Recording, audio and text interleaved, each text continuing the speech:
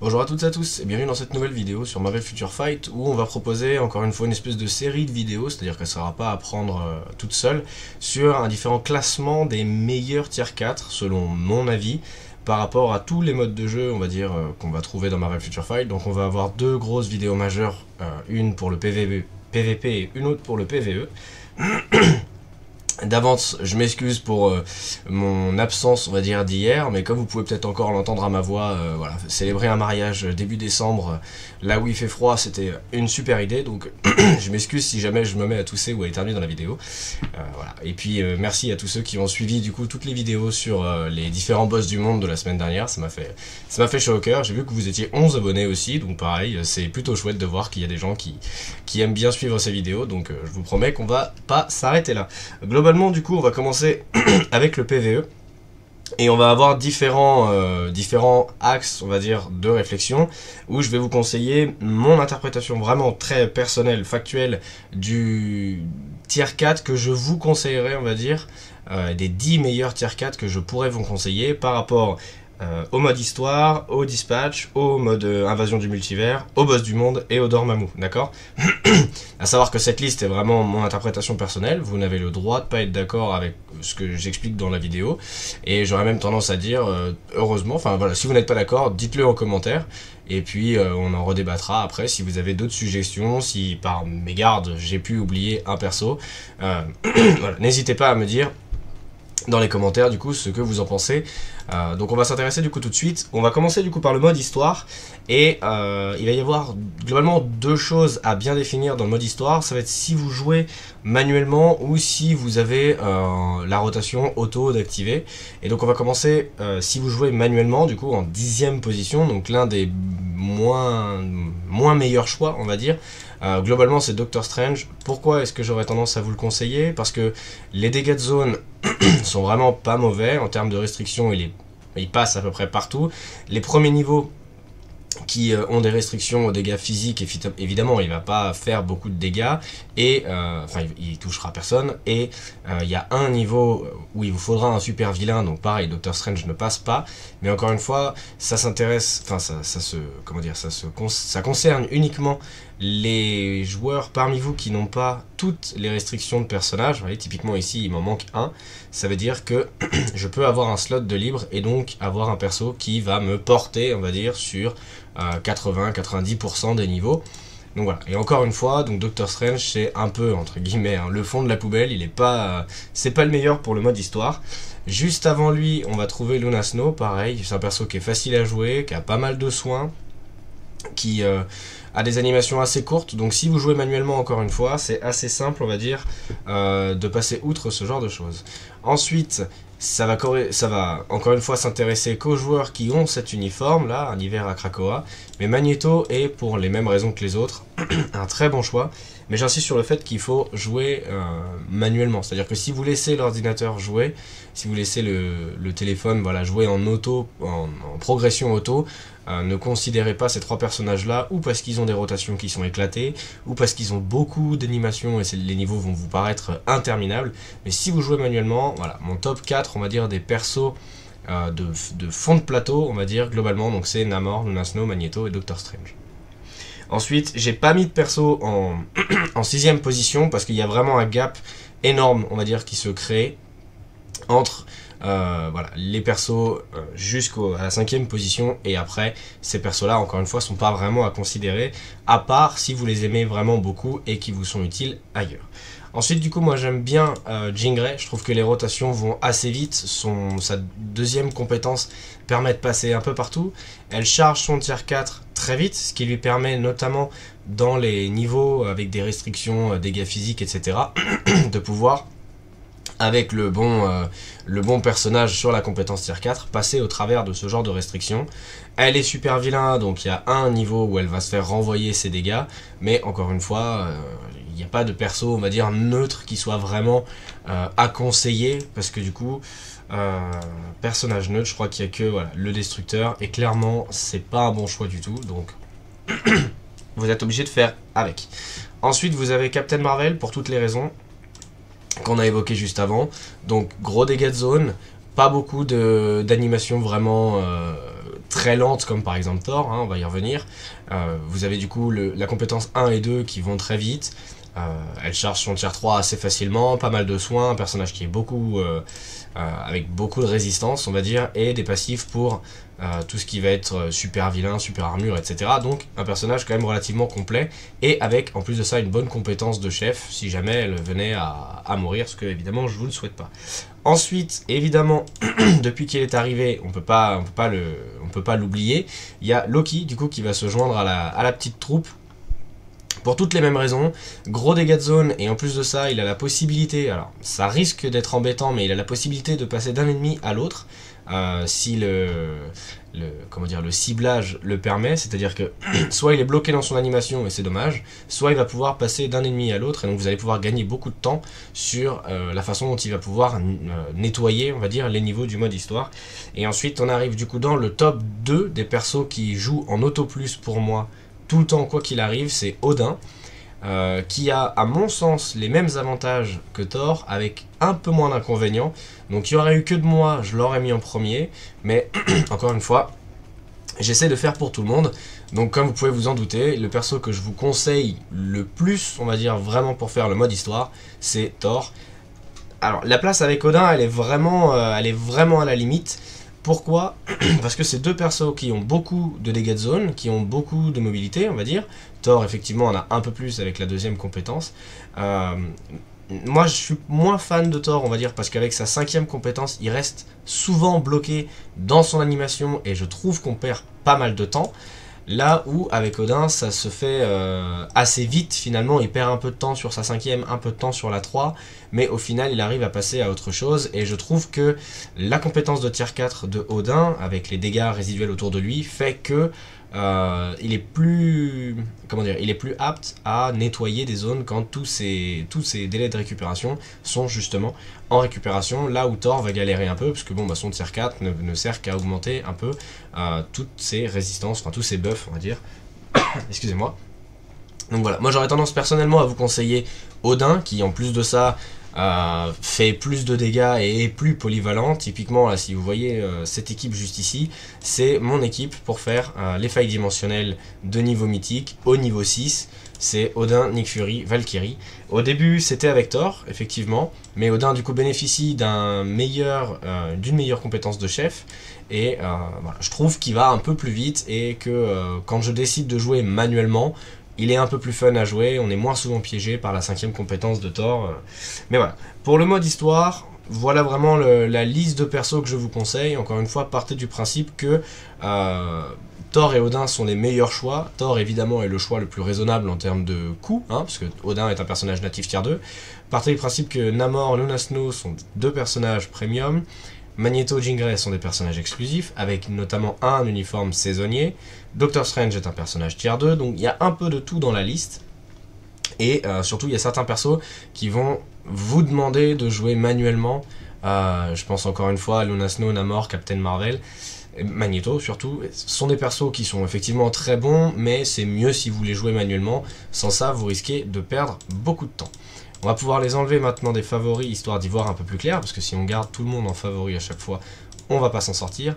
Et on va passer à la liste qui, moi, m'intéressait beaucoup, mais au final, je suis pas totalement d'accord. Je vais vous expliquer pourquoi. On va passer du coup à la liste des boss du monde, des persos qui sont vraiment ultra polyvalents pour le boss du monde.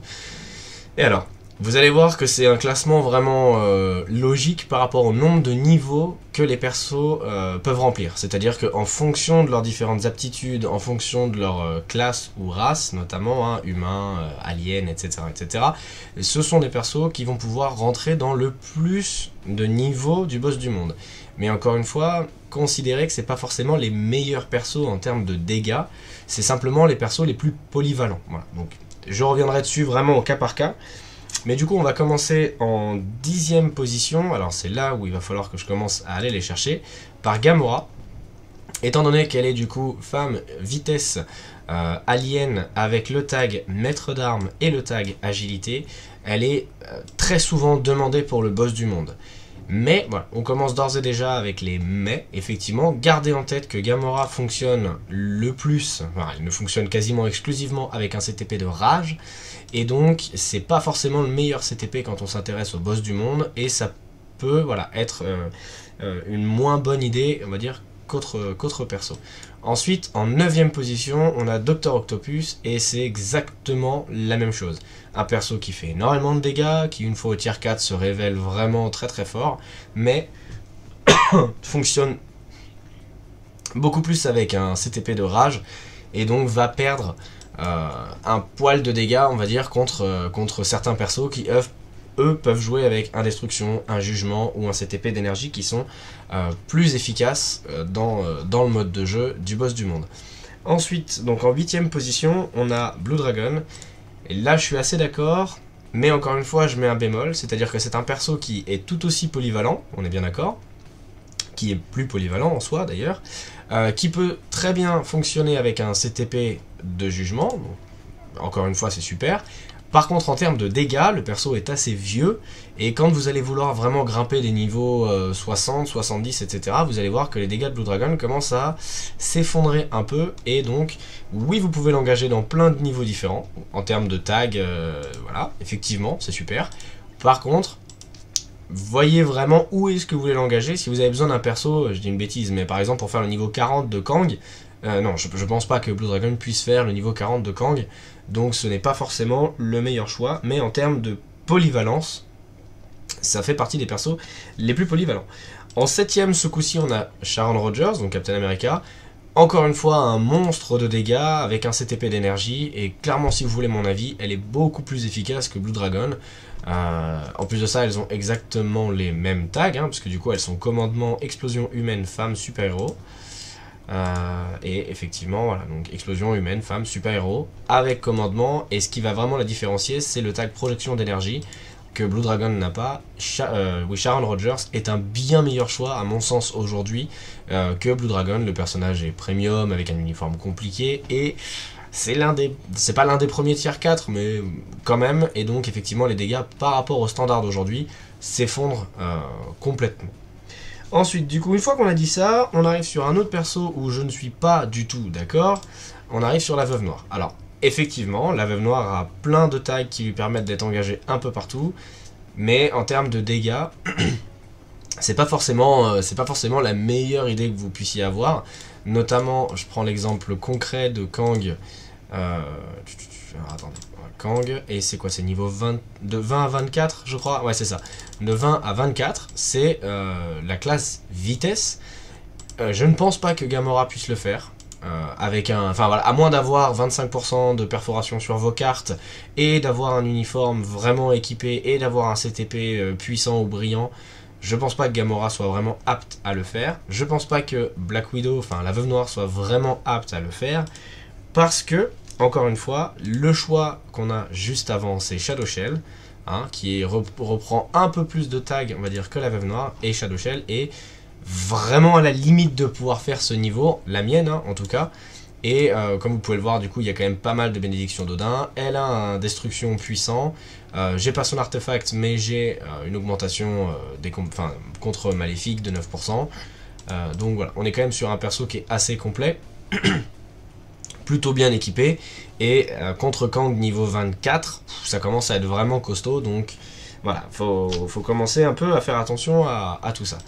Ensuite, l'autre conseil que j'ai, et là effectivement j'ai pas grand chose à vous dire, Cable est un excellent personnage pour le boss du monde. Alors, il a une double facette. Vous pouvez décider de le jouer avec un CTP de rage, pour qu'il soit beaucoup plus polyvalent dans tous les modes de jeu, donc on en viendra dans la partie PVP, mais notamment combat d'alliance. En Dormammu, il est topissime avec un CTP de rage. Par contre, si vous voulez vraiment tirer le meilleur de lui-même en boss du monde, partez sur un CTP d'énergie, et je pense que moi je vais repartir sur un CTP d'énergie, parce que je suis déçu de sa performance en rage contre le boss du monde.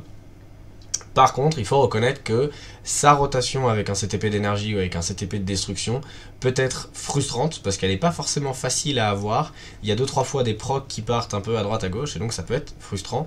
Donc voilà, Cable, c'est un excellent champion pour le boss du monde, mais faire attention au CTP que vous équipez, et faire attention à ce que vous voulez faire de lui. Si vous êtes vraiment sur l'ultra compétition et que vous voulez avoir les 150 et 100 secondes en défi sur chacun de vos boss, il va lui falloir un CTP d'énergie ou un CTP de destruction pour être vraiment au maximum de ce qu'il peut rendre.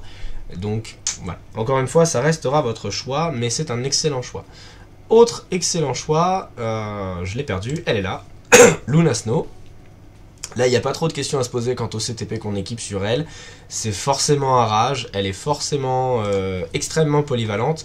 Et surtout, ce qui est cool, notamment contre Gore, par exemple, contre un boss qui va amener plein de bestioles, on va dire de saloperies pendant le combat. C'est-à-dire qu'elle a beaucoup de dégâts de zone et elle va vous permettre de naviguer comme ça dans le combat assez rapidement.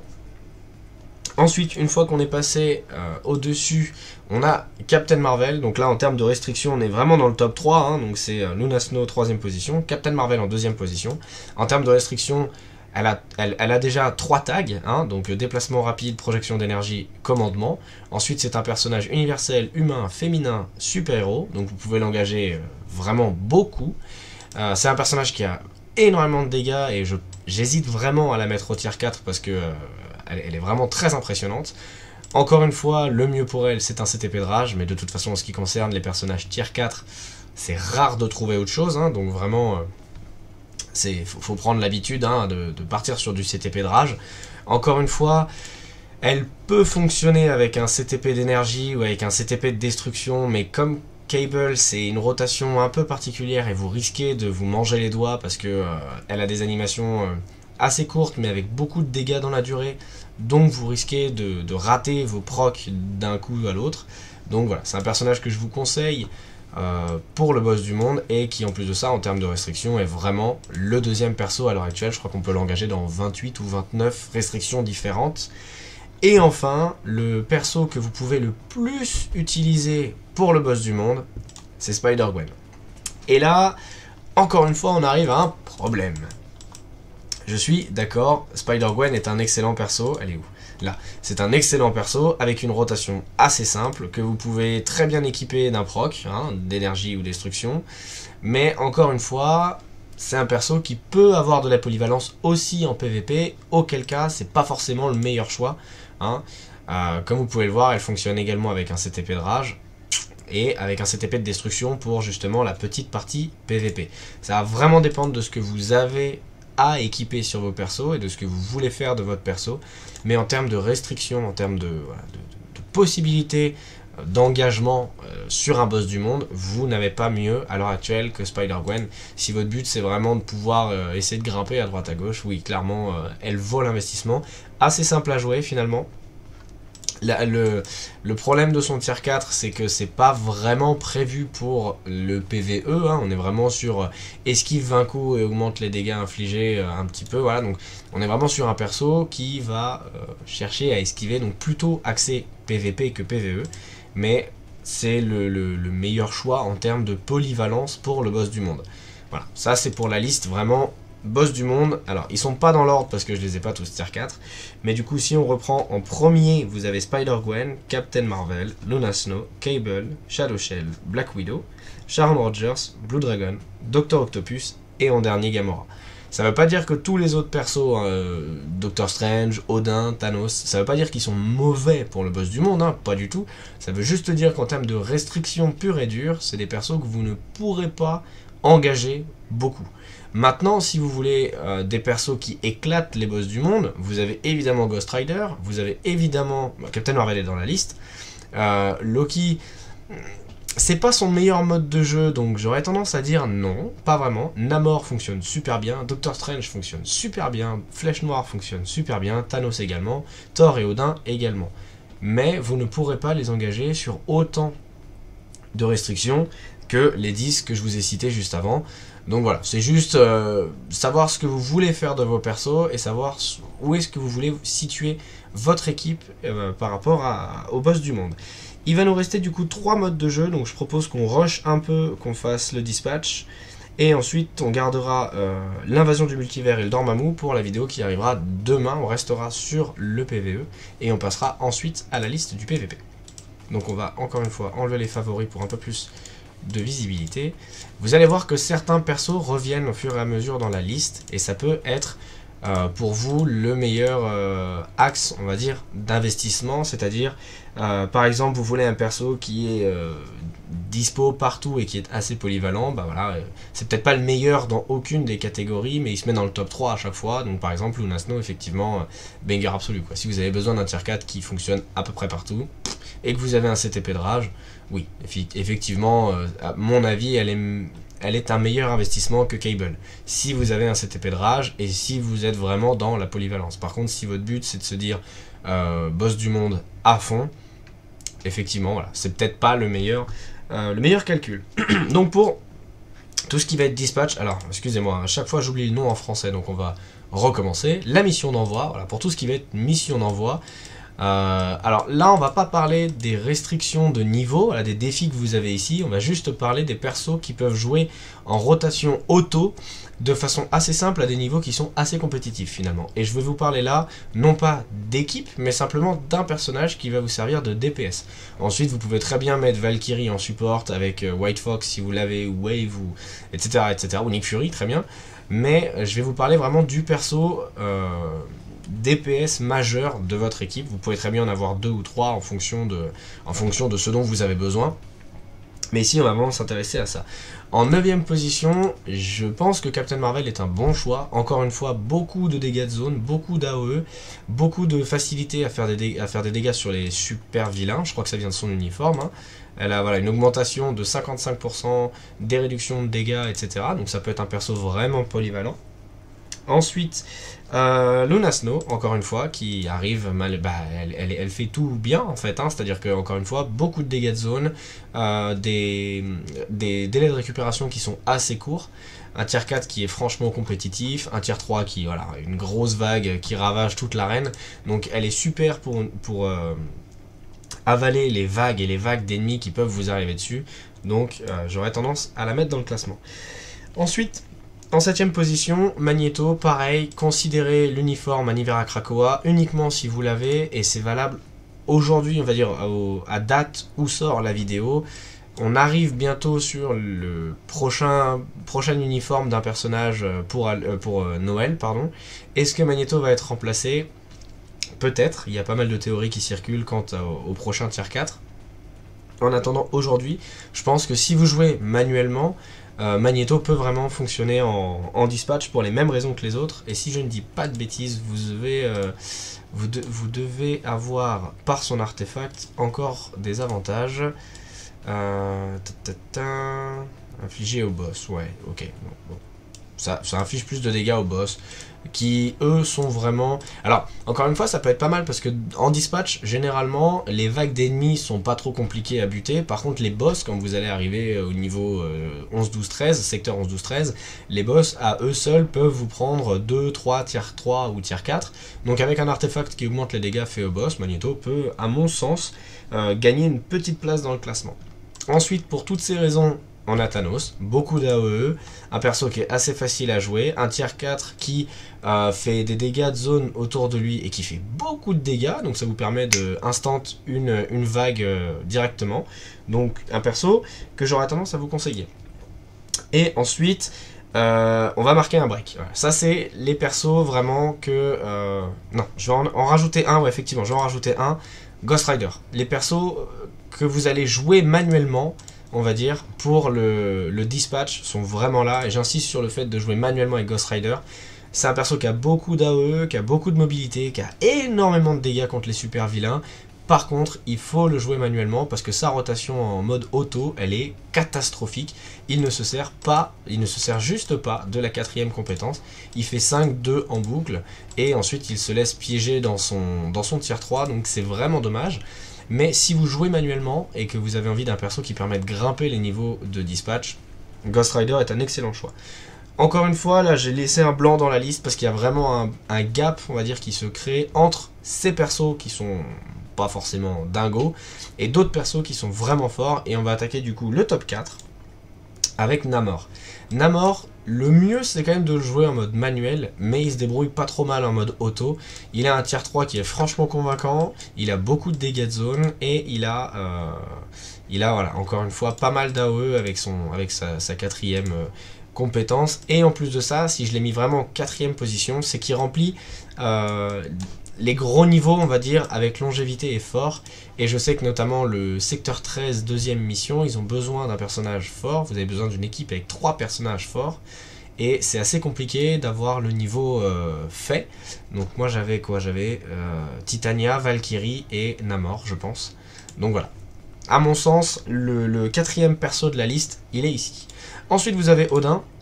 Pour les mêmes raisons que le mode histoire, c'est-à-dire que vous pouvez laisser le perso farmer tout seul, il va très bien s'en sortir, énormément de dégâts de zone, un bon tier 4, un personnage qui court tout seul dans les ennemis et ça se passe très bien, facile d'avoir des buffs dessus, parce que vous pouvez avoir des persos comme Jane Foster typiquement ou Storm qui vont faire des dégâts et qui vont rajouter un petit buff, pardon.